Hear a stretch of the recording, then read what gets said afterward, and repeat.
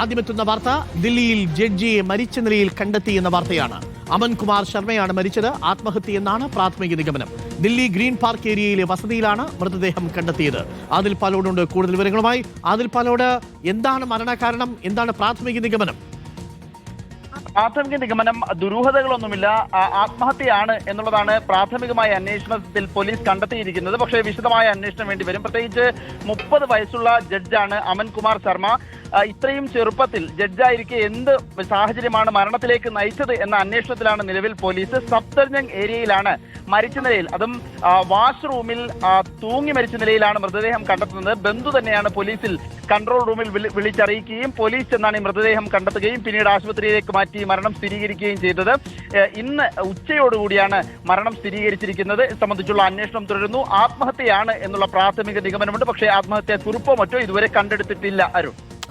Okay, Adil പാലോടാണ് വിവരങ്ങൾ നൽകിയത്. ദില്ലിയിൽ ജഡ്ജി ആത്മഹത്യ ചെയ്ത നിലയിൽ കണ്ടെത്തി.